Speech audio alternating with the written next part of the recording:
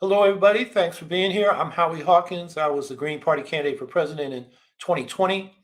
In this podcast, Green Socialist Notes is about educating and organizing around the Eco Socialist program that Angela Walker and I were campaigning on. And we're happy today to have back for a second time Matthew Hoh. I'll bring him on in a little bit. He's a former Marine who's been a peace activist and is the Green Party candidate for the U.S. Senate in North Carolina. And I'll tell you a little bit more about him when I introduce him after a few remarks.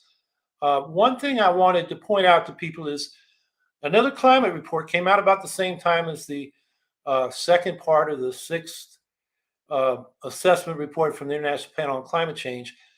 But the author of this report, Kevin Anderson, and his partner in this one, Dan Calverley, Anderson, I've been following him since 2007. He's been a lot better predictor of where we were headed and, put forward good ideas about what we need to do to avoid a real climate disaster. He's as prominent as James Hansen has been in our country. He's younger. And so they have a report out, and the link should go into the chat. It's called Phase Out Pathways for Fossil Fuel Production Within Paris-Compliant Carbon Budgets. Kind of academic title, but basically, how fast do we have to cut carbon to stay below 1.5 degree Celsius rise in global warming? And I'll just give you a few of their conclusions. And you can go to that report. It's academic. It's, some slogging. There are also some summaries you can find. But they say for a 67% chance of keeping below 1.5 degrees Celsius, the global carbon budget will be exhausted in 7 years. That means we'd have to get to 100% clean energy in 7 years. Or if we burned all the carbon by then. For a 50% chance, there's 10 years of current emissions left in the carbon budget that would keep us below 1.5 degrees. So what that means in terms of phase out, they give several scenarios, but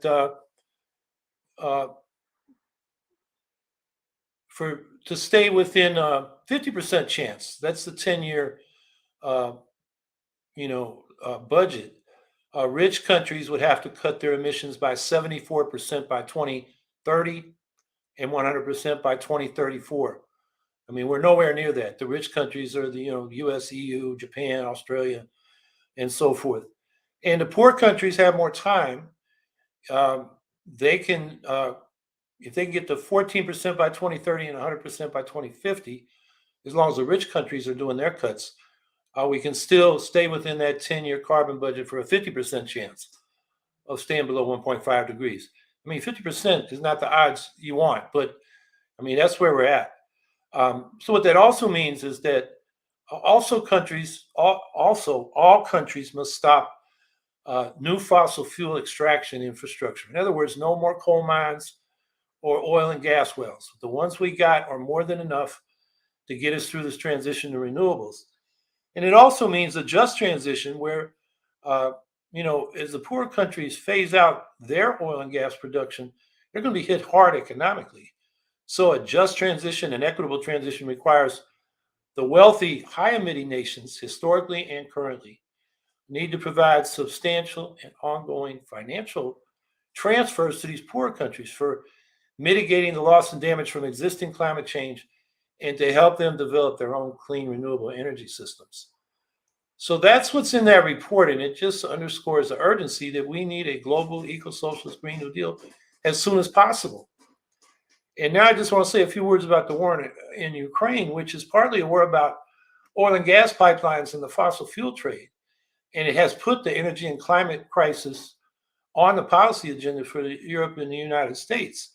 Unfortunately, the U.S. is emphasizing replacing Russian coal, oil, and gas imports to Europe with American coal, oil, and gas exports to Europe. And that's not what we need. And for example, they're talking right now about building more liquid nitrified gas regasification plants. That means we're going to be sending our gas over liquefied, cold, and then they got to warm it up, regasify. It takes a certain technology. Instead of doing that, we could spend that money on heat pumps and wind and solar power systems in Europe and probably get there just as quickly. The European countries, particularly Germany, are doing better than the U.S. with the U.S. basically fronting for our oil and gas and coal industry. So they've accelerated the move to renewables, but it's still not fast enough for the climate issue, let alone denying Russia, as long as it's in this war, revenues to fight the war. So turning to Ukraine, I think there are a lot of positive peace policies we can fight to promote. Given that this war has broke out, we need to fight for an early end to the war and use this crisis to promote an inclusive, equitable world order that includes Russia, their geopolitical concerns, and particularly pushing nuclear disarmament, which is something that seems to have gone off the public radar until this war, with the nuclear saber rattling by Putin and Lavrov, the Russians, and then there's sentiment in this country to get NATO involved, even if at the risk of a nuclear war. There's a poll came out 2 days ago. 46% of the American public says we should impose a no-fly zone, which means a combat zone with the Russians, against the Russians, above in the skies of Ukraine, which could easily escalate into a nuclear war. But this poll said people are willing to risk that. 46%, even if it leads to nuclear war. That's frightening. So there's a lot I could say. I wrote down a lot of notes, but I really want to get into the discussion with Matt. But I want to say a few things, and that is we obviously have to support an immediate ceasefire and withdrawal of the Russian military from Ukraine. This is just, a straight up anti-imperialist national liberation struggle that we should stand with. Negotiations, that's what's got to happen. And, Zelensky's put on the table, okay, he's willing to settle for neutrality if he can get a treaty with guarantees from, Russia and the U.S. and the NATO powers that Ukraine's independence and territorial integrity would be protected. And he's willing to have legitimate referendums on the status of Crimea, Donetsk, and Luhansk, those eastern provinces.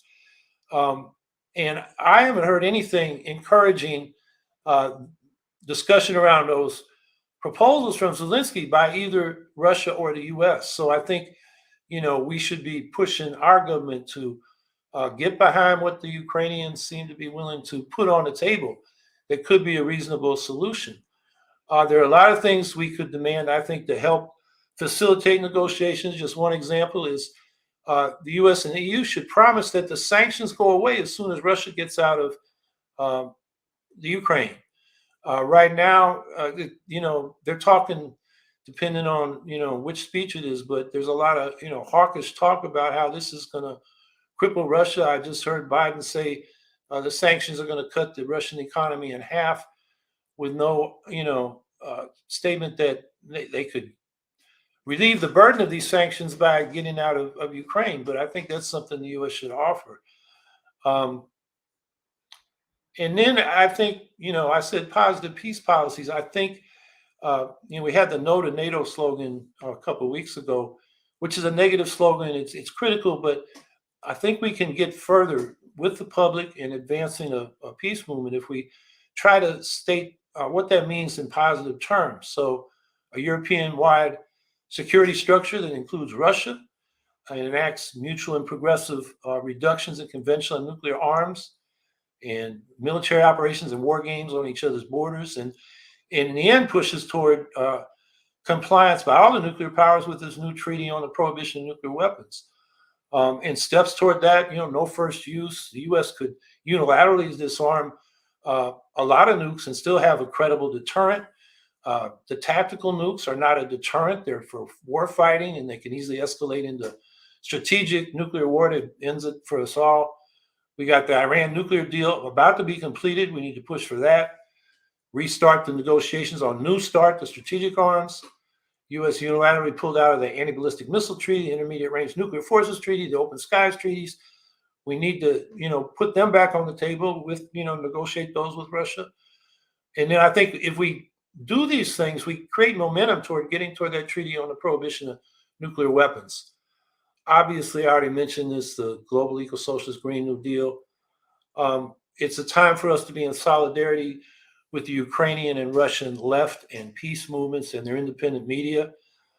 There's a Ukraine solidarity campaign that has a lot of documents from the Ukrainian and Russian left and others in solidarity with them around the world. The link should go up for that. One of their demands is that we cancel the illegitimate debts that Ukraine has accrued from the IMF and foreign banks and hedge funds, largely because their own oligarchs who are, have a lot of power in Ukraine don't want to tax themselves. So they got the Ukrainian state to borrow this money, and it's on predatory lending terms. So that debt should be canceled so they can use it for housing and medical supplies and reconstruction when that time comes. There's another demand out there from the anti-nuclear movement. We haven't sanctioned Russia's nuclear sector. We still are, the U.S. is still doing business with Rosatom, the nuclear company in Russia, haven't sanctioned their leaders, and still importing Russian uranium ore and enriched uranium for our nuclear power plants.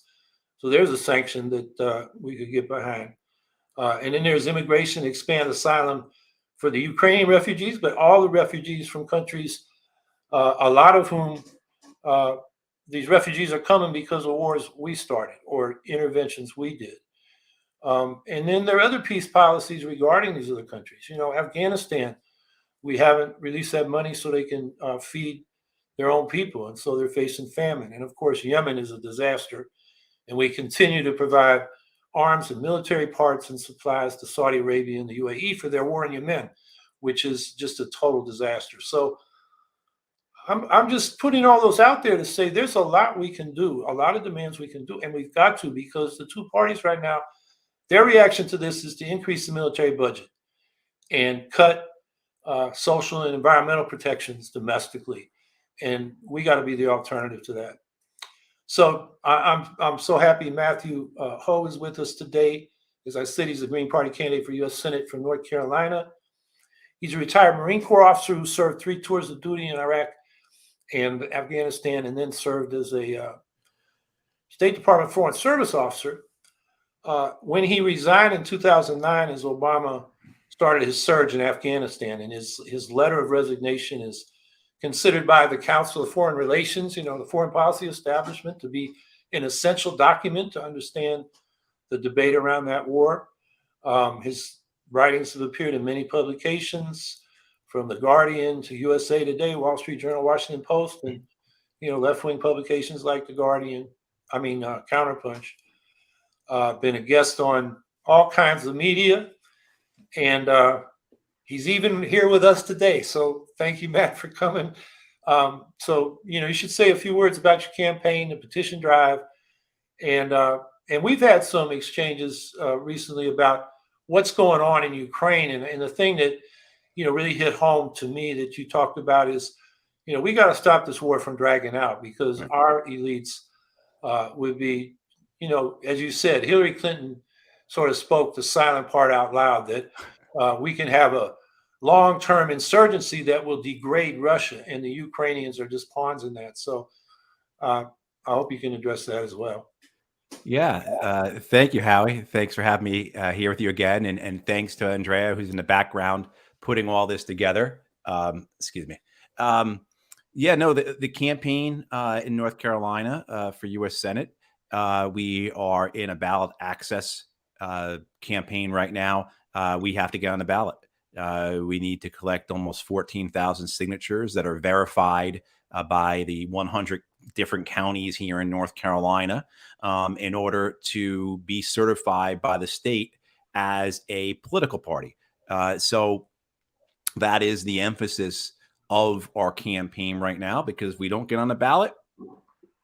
Self-explanatory, right? We're not on the ballot. So, the way we're approaching this, of course, is by asking for donations, because it's tremendously expensive to get on the ballot. That's something that I've learned over these last several months, just how costly it can be to get on the ballot, but also too how time consuming. You and I have had these conversations about how many hours it takes of people out there with clipboards to do this. It's a very time consumptive process. So if people can volunteer, if you live here in North Carolina, or if you live near North Carolina, or really any part of the country, contact our campaign and we can help get you here so that you can help get us on the ballot. And you want to elaborate on, the danger we face from our political and military establishment, dragging this war out longer than it needs to be.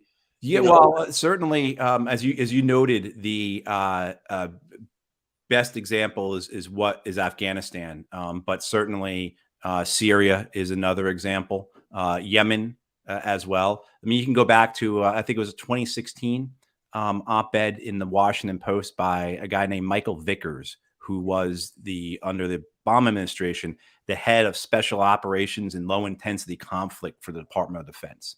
And in this op-ed in the Post, you can see clearly how the megalomania that consumes these people, the idea that, as he said, Syria was our best chance. So the war in Syria, the deaths of 600,000 people, the immiseration of how many millions more, how many millions of refugees, people wounded, the scale of the mental, emotional, and spiritual trauma is incalculable. That was the United States' best chance to hurt Tehran, to hurt Iran, right? To hurt, not nothing to do with Syria, everything to do with Iran. So, you can see that type of calculus exists in the people in Washington, D.C., who see that the war in Ukraine is our best chance to hurt the Russian government. And if 600,000 Ukrainians died, like 600,000 Syrians did, or millions of Afghans, we have no idea how many Afghans died over the last 40 plus years in Afghanistan. Well, it's worth it if it weakens the Russians. And, people may not have seen it, but President Biden gave a big address today on the war in Ukraine. And he was, from Poland. And where I had this, the way he ended, this is incredibly dangerous. The way he ended his speech was to say, for God's sake, this man cannot remain in power. So openly calling for regime change, for a coup in Russia, that's only going to strengthen Vladimir Putin. And that does nothing to bring about any type of negotiated settlement, and nothing that will bring the suffering to the Ukrainian people to a halt, nothing to bring about a ceasefire, nothing that will bring about the Russian withdrawal from Ukraine, which is, that's a sequence that has to happen. Ceasefire, negotiations, Russian withdrawal. You're not going to get there by stating that the United States' open goal is the removal of Vladimir Putin, because anyone else in the world will look and say, oh my God, the United States has done this multiple times throughout its history, dozens of times throughout its history, and that this is a very real threat. This is not just hyperbole. So that strengthens Putin. It makes him and his people more hardline. I have an Iranian friend who says this to me all the time. He says, every time the Americans do something near Iran, whether it's just putting your ships off our coast or killing one of our generals, killing our atomic scientists, whatever it is, all it does is it makes the Ayatollah, the Revolutionary Guard Corps, the hardliners in parliament, et cetera, more powerful. So, by this machismo, by this toughness, by, banging the drums of war here, it's just only increasing the likelihood that the war continues to drag out, that there's no settlement. The Ukrainian people suffer and suffer. Ukraine is turned into a European version of Afghanistan, Iraq, Syria, Yemen, all throughout sub-Saharan Africa, Libya, Somalia, Pakistan. I mean, I'm trying to remember them all because there's so many nations that have been devastated for strategic U.S. geopolitical purposes. And this is not to take away from the agency of Russia, from the actions of Vladimir Putin. I mean, the Russian invasion was criminal. It's catastrophic. It was immoral, wrong, however you want to describe it. Both things can coexist. So, but this danger that the war is going to drag on, And then, of course, war violence is you know, as our spiritual books tell us, violence begets violence. This has been known throughout humanity's history, and that notion then that violence, as it increases, becomes more uncontrollable. As it becomes more uncontrollable, the consequences are unintended, incalculable, unknowable, unpredictable. And so where this goes, and that's why I've been saying for the last month or so now, the only thing I know about the fighting in Ukraine for certainty is that it will not end the way anyone tells you it will end. We have no idea where this will go. And the more it continues, the longer it continues, the greater the aperture of possibility, of consequence, of unintended realities are going to emerge. So it's incredibly dangerous that there is not this availability of an alternative. Look, you can always go back to war. I mean, that's why I never understood about this, is that Joe Biden can always go back to war. He can always push money and weapons into Ukraine. But the chances for a negotiation, the chances for containing the violence and not having these unintended consequences emerge, we lose that every day. And so why Biden decides to say, we're going to remove Vladimir Putin from power, which is basically what he's saying, rather than saying to Putin, look, hey man, I know what occupation is like. I've seen it. I've led our country during occupations in Iraq and Afghanistan, and you will lose. And the same thing too to Zelensky. He could say the same sort of thing, like, look, Zelensky, look, man, I've seen what your country is going to become. It is going to become Iraq, Afghanistan. You owe it to your people to find a way out of that. Does not mean surrender, but it's how do you avoid that eventual reality of what war and occupation will do? So we're very dangerous here, as you brought up the whole issue of how half of Americans believe in want a no-fly zone now. A week or so ago, there was the 19th anniversary of the invasion of the Iraq War. And I forget which news source, but they did an analysis. And the majority of people who supported that war then, which was about 70% of Americans, the majority of people who supported that war then say they don't claim that they didn't support it.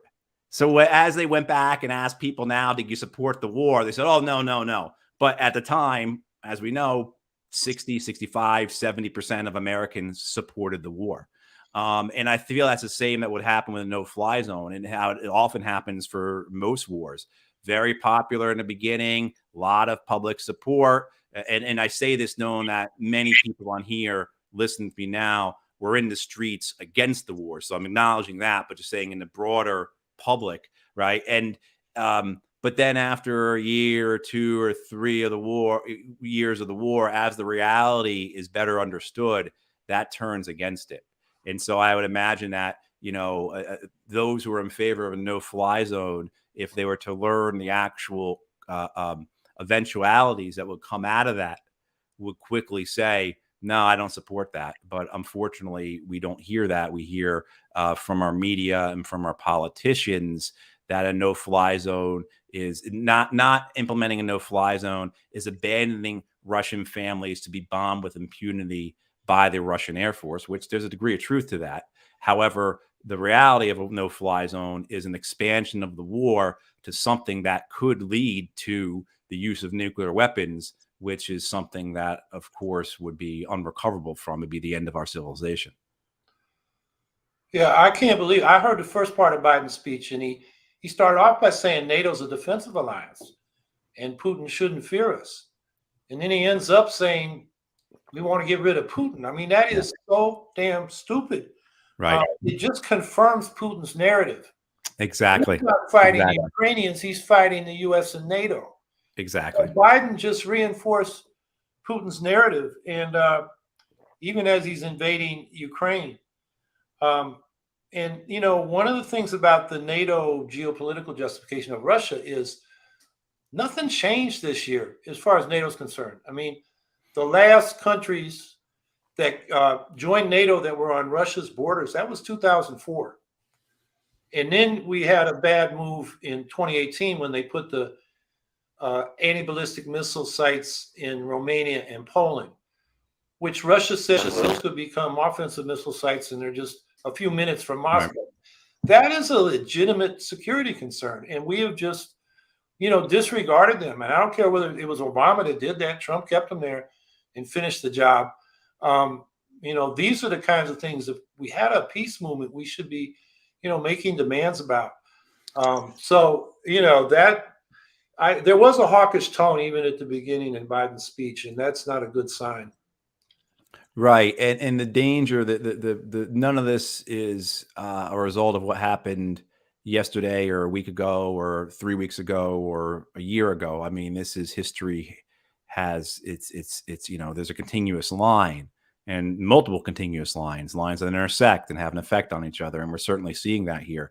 You look at the statements by both the Russians and the Chinese for decades now about the U.S. nuclear weapons program.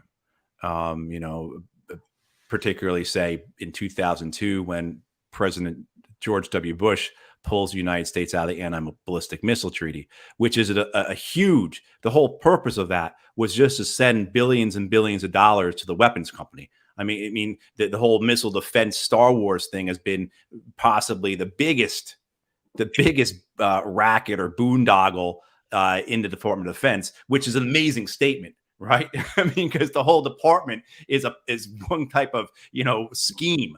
This in 2002, when President Bush pulls the U.S. out of the anti-ballistic missile treaty, and people around the world, Russia, China, Europe, the United States, et cetera, are saying this is a credible mistake. This will cause a new arms race. The Russians and Chinese say, if you do this, we will have to develop new nuclear weapons. We'll have to upgrade our systems, et cetera, et cetera. And they do. And then what happens under the Obama administration is in the second half of his time in office, a $1.5 trillion, which as I understand it now is really a $2 trillion nuclear weapon modernization program is implemented, which among other things introduces new usable nuclear weapons, which is incredibly dangerous. And we have generals and admirals in both the United States and in Russia who believe that they possess usable nuclear weapons and are constantly trying to integrate those usable weapons into their various strategies and war plans. This is to remind people that both NATO and the Warsaw Pact throughout the Cold War, even though we had the doctrine of mutually assured destruction or MAD, that in the war plans for Europe, both NATO and the Warsaw Pact had in their war plans the utilization of nuclear weapons. Both sides did. So there's a history of it being in the war plans, of people believing that they can use nuclear weapons and win a conflict that way.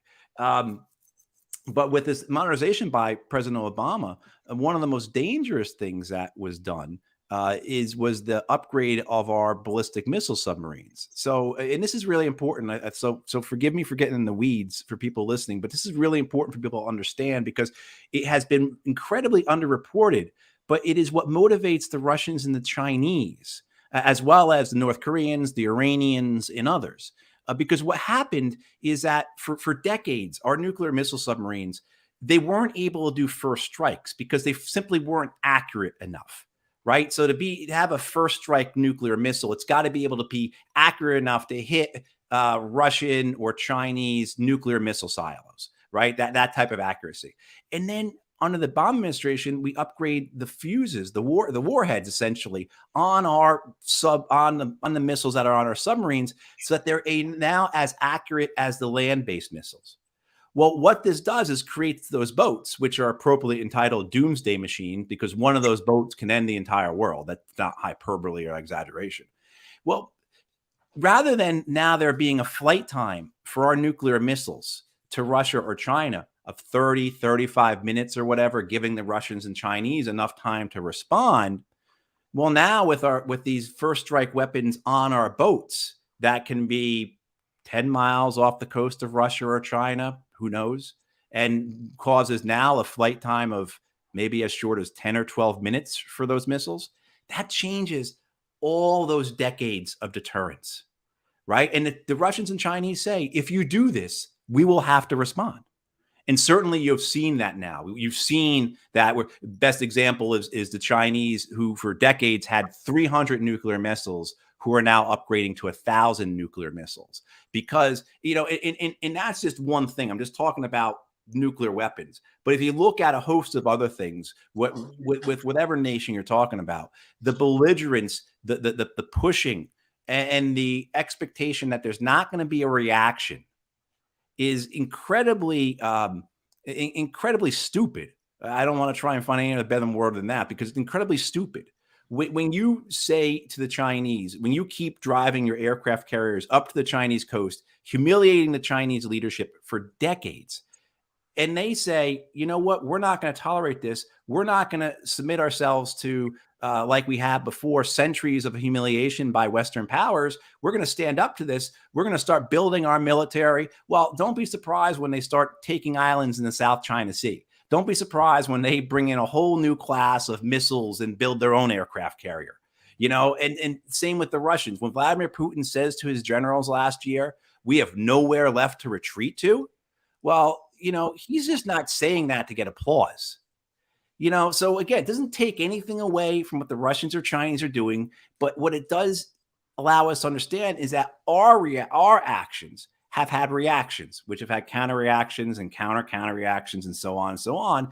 And that's how you can understand how we get to a place like we're in Ukraine, the idiocy of something like Joe Biden said today about how we're going to remove Putin from power, and how when just the total failure of American political leadership for decades now.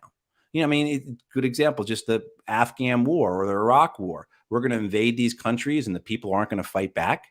The stupidity of that, and I took part in those wars. So, hey, put me right on the tally of people who were stupid. But the fact that we continue to do these things and not expect consequences, and then not have the historical understanding to realize that when violence is involved, it becomes unpredictable and uncontrollable. Well, now we're in a very dangerous position. It dovetails very nicely with what you were saying before, Howie, about the climate, with the climate crisis, with the reports that have come out from the IPCC, just the dangers of what we're seeing, the existential dangers. And it's what we're doing here now, what we're playing with here. And I say we, and I know because most people are not included, in the militarism or the climate denial that is potentially going to kill us all. Yeah, I bet none of your opponents in the race are, talking about the nuclear arms race, at least with any knowledge. And that's the problem. That's why, I'm glad you're running, and we need more candidates like you to challenge, what's even being discussed when we come to these issues. In my campaign, we had 3 life or death issues: climate crisis, the nuclear arms race, and then just the economic poverty and misery that people here feel, which is a life or death issue for people, right, who are, struggling to, put a roof over their head. And we've had increasing or decreasing life expectancies in this country for 3 years before COVID. So, you're right. These are issues that have been neglected. So maybe it's time to get some of the questions that people have put in the chat, and, have Matt, and, I'll answer them too. Here we go. Amy L. Sachs, MH, I hope you are continuing to hammer home the ridiculous obstacles the Green Party candidates routinely face for ballot access.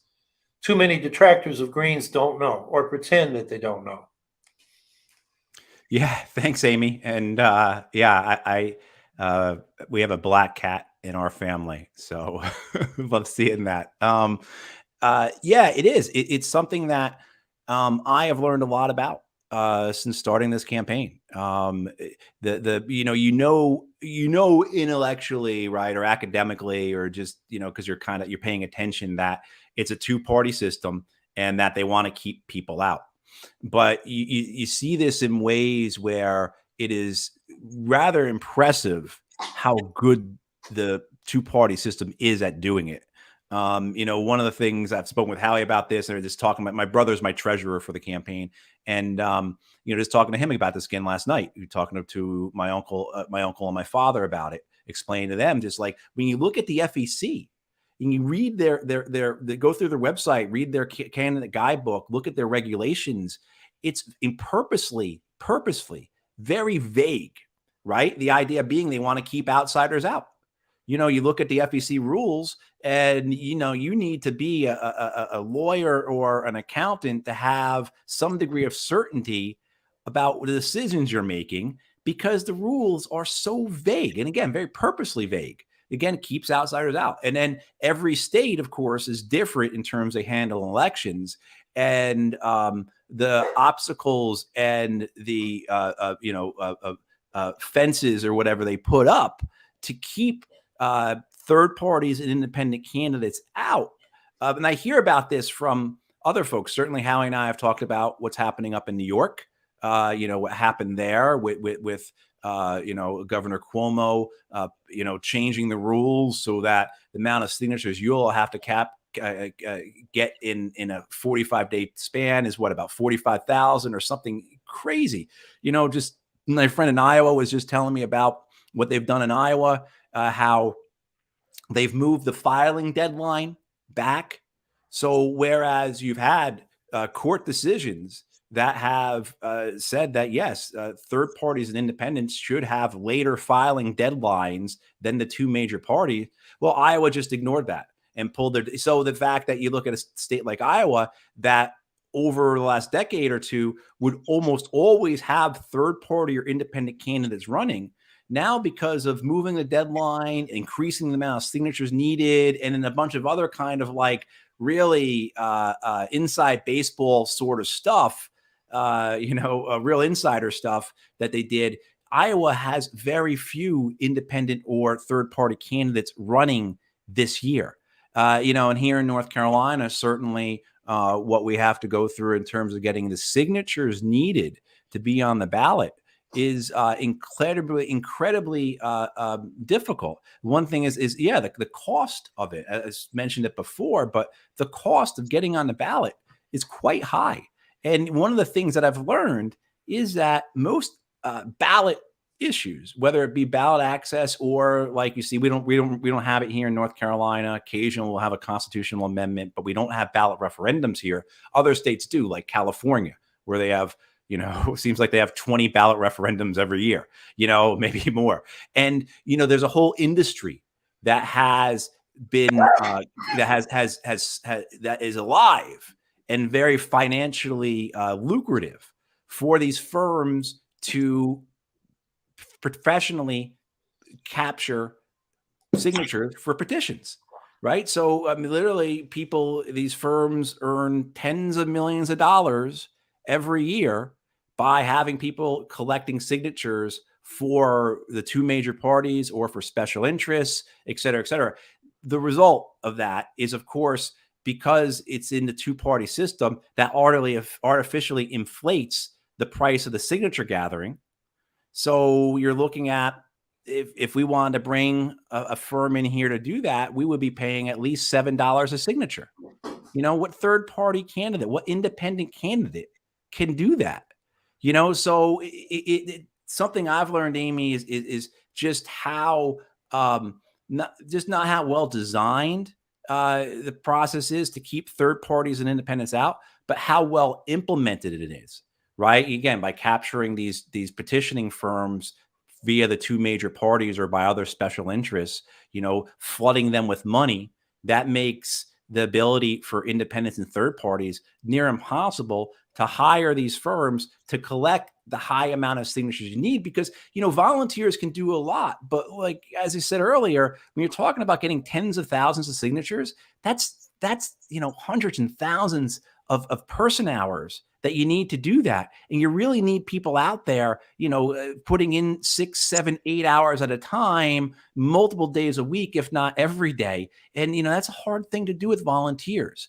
And our volunteers are doing really great for us. But you even see that where it's like, okay, people have their lives, they've got their work, they've got their families, they've got other commitments. They can give you a few hours a week, and it's terrific. But to get to that threshold, like we're talking about, it's costly. And so I appreciate the question, and I appreciate the ability to vent about it, because it's been bothering me and angering me at how unfair and how unjust, and how and deliberately unfair and unjust. Yeah, I just want to add and put a little perspective on that.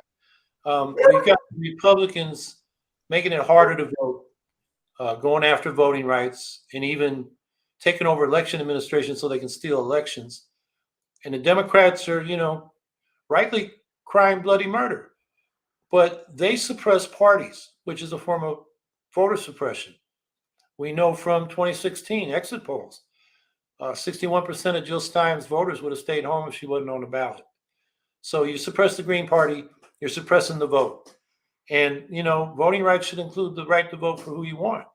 Now, you compare U.S. ballot access to other countries, most of them are not presidential, or the executives not independently elected. So look at their national legislatures. In this country, depends on the state. Every state's different, but like New York is 3,500 signatures. Georgia's over 20,000. Illinois is over 15,000. Alabama's over 30,000. Indiana's over 40,000. I don't know what North Carolina. Well, we do. Well, you run in statewide. I don't know what the House seats are. I'm talking about House. But we're talking about thousands or tens of thousands of signatures. You want to run as an independent for the House of Commons in the UK? 10 signatures. New Zealand, 2 signatures. Australia and Canada, 100 signatures. Germany, 200 signatures. The only thing I can find close to the United States is the Duma in Putin's Russia, where they say 15,000 signatures in 45 days, which is the old standard in New York. I mean, I've been talking to state senators and assembly members about a fair ballot access bill we need. And I said, we just want to get back to Putin's Russian standard. That here. I mean, that's how bad it is. And it's fundamentally anti-democratic. So just so people know, every time we get on a ballot, that's a victory, and get somebody in there who can, challenge not just, we talk about the life or death issues. The other thing I like about Matthew's campaign, first thing on his platform, on his website, is he talks about democratic rights, fair ballot access, proportional representation, ranked choice voting. That's so important, because the way it's set up now is, even when we do get on a ballot, we got a system where the incentives are to vote for the lesser evil, to stop your worst enemy. Right. You get, and in North Carolina, if you're running to get into a House or to get into a U.S. House race, depending upon the previous election turnout, you need between 5,000 and 7,000, 5,000 and 8,000 is what they need here in North Carolina to get into a House race. So yeah, I mean, how do you do that if you truly are independent? If the amount of time it takes to just build that organization, so that you can collect all those signatures, it's prohibitive. The other thing too is you have to have the signatures in well before really people are paying attention. So to drum up the support and everything else, I mean, it really is, the fact that we have to have our signatures in 6 months or so before the election. That's purposefully done. There's no reason why we can't have them in. I understand you got to print the ballots up and everything else, but there's no reason we can't have the signatures in. And that's one of the things I believe they did in Iowa, was they moved the signature collection deadline back. My friend was telling me, in order, again, just to make it harder. But absolutely, and the thing too is what you see, Howie, when you say those numbers about, hey, you need 100 signatures or 20 signatures or 2 signatures in these various other countries. that completely demolishes the argument. But, well, oh, you have to have thousands of signatures. Otherwise, you're going to have 1,000 people on the ballot, and it's going to be unmanageable. It's going to be a chaos, and it's simply not true. That's not how it happens, and if it does add more people to the ballot, isn't that a good thing? Isn't that what we're ultimately going for? Is more involvement in democracy, more choice, a strengthening of democracy that way, more inclusion, and that's certainly why that is the first thing on my issues page is democratic rights. The other thing too is because if we don't get money out of power, if we don't get a political system that is representing the interests of the people, in particular working families, we are not going to achieve any of the things that we need for both working families and for the planet. So unless we get money out of politics, restructure and rebuild our entire political system so that's more responsive and actually not just more responsive, but actually reflects our people and our communities, the ability to get the things that we need, like an economic bill of rights, is going to be incredibly difficult. Frankie Lee, what can the Green Party do to change these rules in different states to make them more uniform? And will the Greens be able to unite all state parties? Well, I'll answer the first question. I think we need to raise a bill that John Conyers introduced in 1989 that would set a federal standard for federal elections ballot access. And it was reasonable. It was a tiny fraction of what most states have now. And I think he kept it in the hopper for 3 sessions of Congress and then dropped it. Ralph Nader used to talk about that. He went back to an ACLU model bill going back to like 1948. So that's what we need. It's an issue that federal candidates can raise. And I've written about the Conyers bill in a Counterpunch article or 2 where I, reference that. I hope people will look that up. And if they're campaigning for the House or Senate as Greens, point that out. And we need somebody. Where's the squad on ballot access? We need to challenge them to take it up, and we can give them the Conyers bill and just update it. I think that's something Greens can do. So if you're in one of those districts where, the so-called, Democratic Socialist Progressives and the Democratic Party are, let's see if they'll put their legislating where their stated values are. Yeah, I agree at the federal level, and I think at the state level, it's organizing our state and then our state parties and local chapters effectively to have an impact on the local and state elections, municipal and state elections, to the point that there has to be change in the system to accommodate.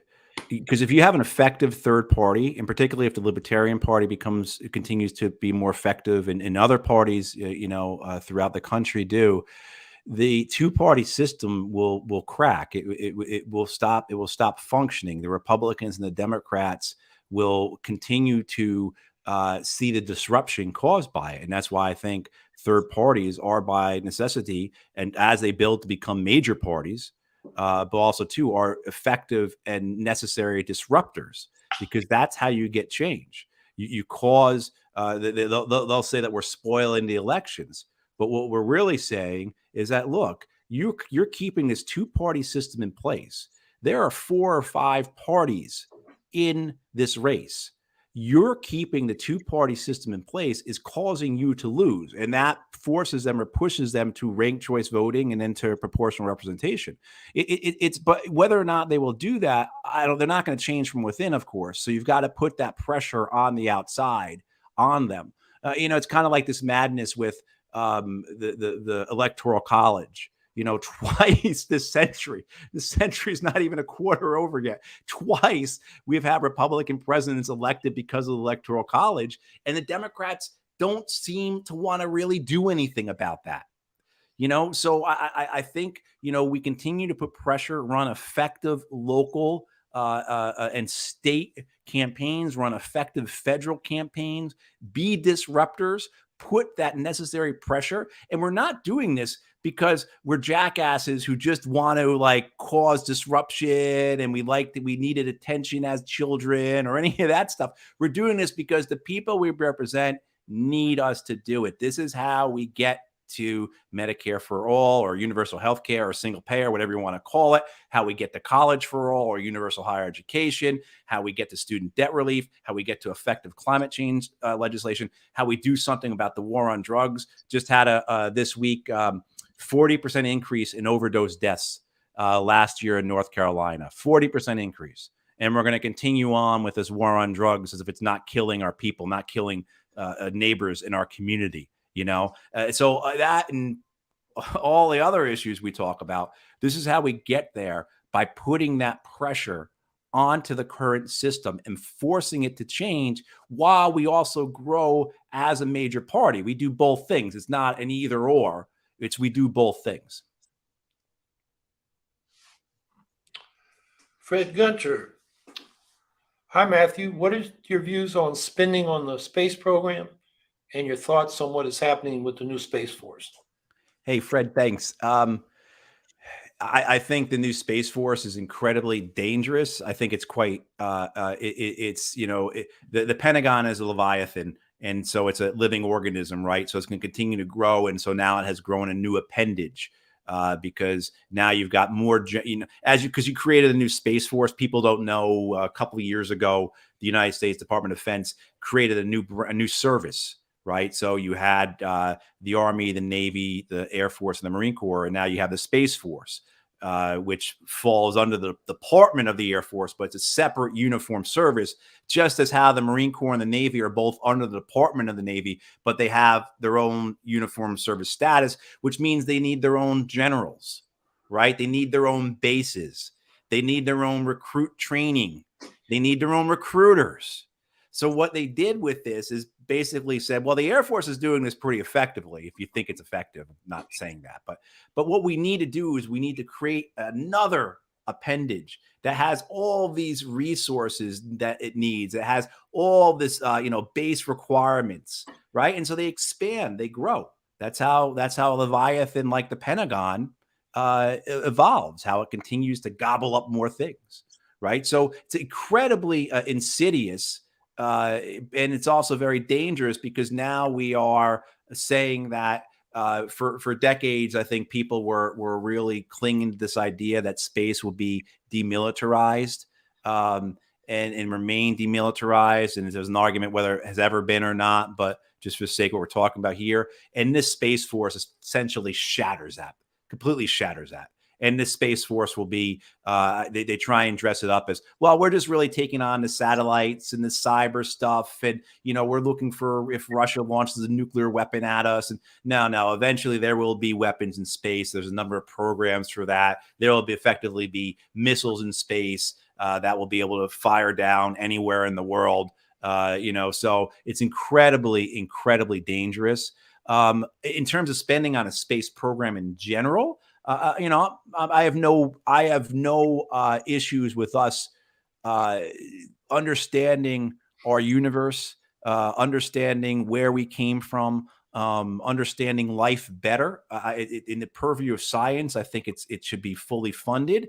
As soon as we fully fund all the things that our people need here, all our communities need, what our society needs, what people in other nations need. As much as I'm in favor of understanding the universe, I think I'd rather see a vaccination program for COVID fully funded and extended throughout the world, particularly throughout Africa, before we start spending money on new space telescopes. I think it's important to do that, but I think that we have to spend and take care of people here first, of course. But there's no reason why we can't do both. If we're paying $15 billion for an aircraft carrier, $15 billion for a submarine, our submarines cost the same amount of money as aircraft carriers do, right? I'm pretty certain that we can both try to understand the origins of the cosmos at the same time as making sure people's basic needs are met.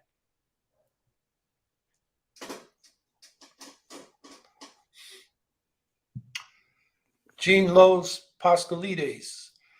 What do you think about direct contacting entities that people on Medicare are being transferred to without their consent? Hey, Gene, actually, your avatar there, whatever, it's exposing friends to extremist content, I think. And I think I love that with the Statue of Liberty with the safety vest on.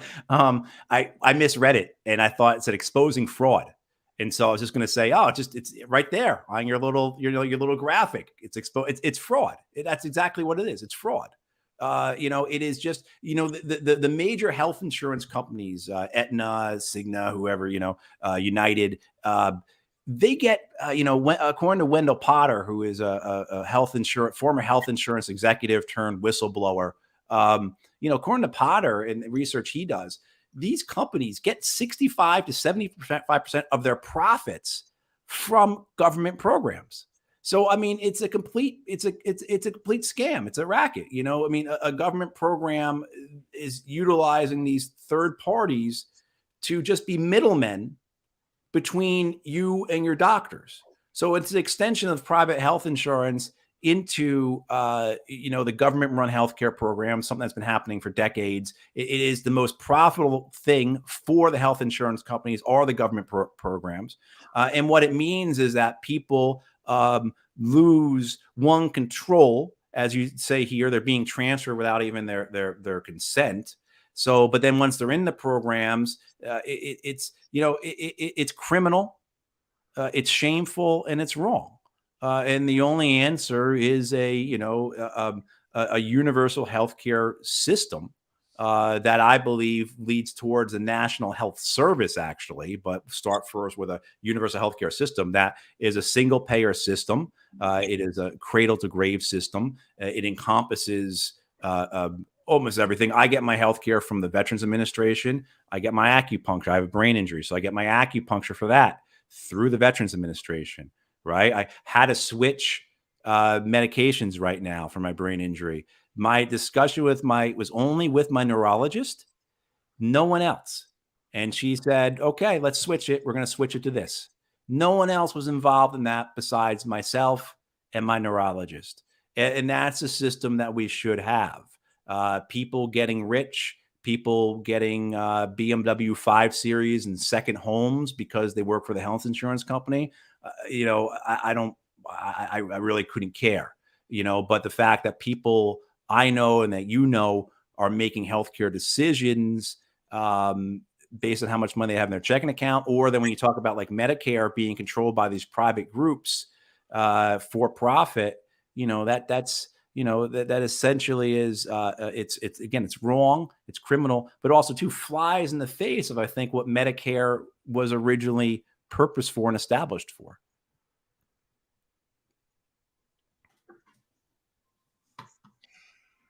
George Rings, what do you think about local organizing and ignoring federal level politics?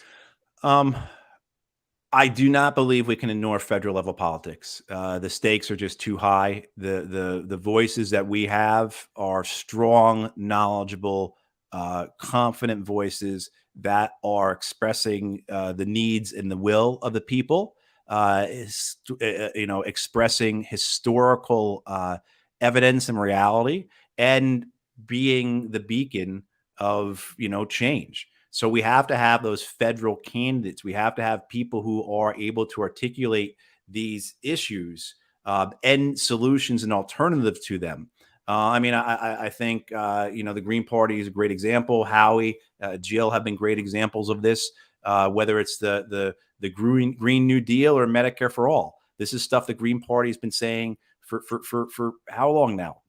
12, 14, 16 years, and then eventually it kind of gets picked up by Bernie Sanders, and now it's popularized, but you need to have a vanguard, and we build this vanguard into a major party.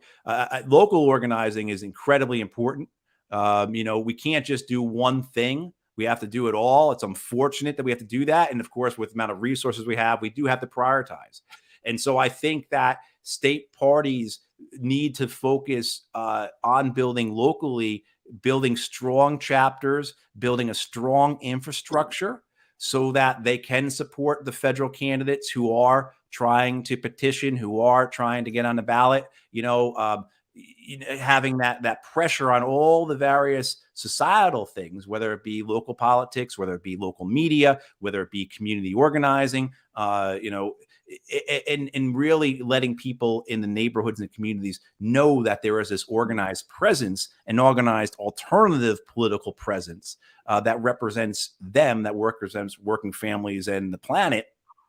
But you can't also just give up the big picture, the big media, the national level, international level as well. So we have to do both. And I know resources are difficult. I mean, I understand that, but we have to do both. Yeah. Yeah, I agree. I would just emphasize while we can build the Green Party, win elections at the local level, and that gives us credibility for higher races. Right. The history of third parties in this country is they put issues on the table that the two-party system ignores and forces them onto the agenda. Yeah. When it was the Whigs versus the Democrats, they didn't want to deal with slavery. The Liberty Party and then the Free Soil Party, and finally the Republican Party, forced that issue.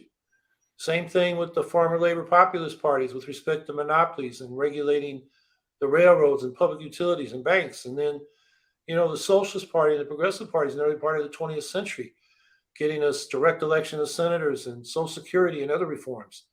These are things that without winning, the presidency or, many races, some of those old third parties in the late 19th century and early 20th century did get people in Congress, and it's something we can do again. But they didn't have to win power in the government or the governing power to force the changes because they made the system response, which, comes to a question I saw in the chat, why don't we run as Democrats? Yeah. Well, we lose our leverage. Right. We're not an alternative. What forces the political system our way is when the Democrats got to compete for the peace vote and the justice vote and the environmental vote. If they don't have to compete for it, we can demonstrate in the millions out in the street. But if in the ballot box it doesn't change anything, the Democrats can ignore those street demonstrations. So we got to do both. Be in the streets, run local. We got to do everything. Run local, as Matt said, run local, be in the streets, run elections, run for the federal offices. We're taking on the most powerful capitalist country in the world. We can't do it with one little trick. We got to do the whole thing. Right. I mean, it needs to be asymmetric to a degree, right? We play on our strengths and expose their weaknesses. I mean, so I think one of our strengths is principles, is values and consistency. We're not in a Democratic Party because we're not going to compromise. I'm not gonna just this great issue, just great example. DSA, Democratic Socialists of America, last week decertified their Palestine working group. And when they decertify, means the Palestine working group no longer exists. And so DSA has said that we are no longer going to have Palestine be a signature issue for us. That because of, and this gets into issues with one of their key members of Congress, Jamal Bowman, his support for Israel, his support for military funding to Israel, and they have said it's more important for us either to disengage from the conversation and not acknowledge it, or to go Bowman's route and tacitly support Israel than it is to stand up for Palestinians. And, I can't, and DSA is not technically Democratic Party. I get that, but a lot of their stuff is there. A lot of their people are there. And this is what we can't do that. Howie, I'm sure they're safe. I've been to Palestine. I have slept in Palestinian friends' homes. I've eaten at their tables. I've hung out with their kids. And I am now being told as a DSA member, this is a compromise we have to make for the better politics of our party. So that's something we don't do. And, that moral and intellectual honesty on our part is a strength. And that's something we can use asymmetrically against the system, and so while we do have to do everything, we have to be, of course, again, realistic about it. We can't purchase ads during the middle of the Super Bowl or American Idol or anything like that, but we can do other things, to get our message out. And that's why we need We need support. We need smart, bright, capable people. A lot of times people say to me like, well, I'm not sure what I can contribute to your campaign. And then you find out that this person knows how to do code, or that this person is a public relations executive, or that this person is a musician, and all the different things that they could contribute, because of the skills and the experiences they have. We've got to really do a good job of letting people know that, like, hey, look, if you have something, we can utilize it to further our cause here.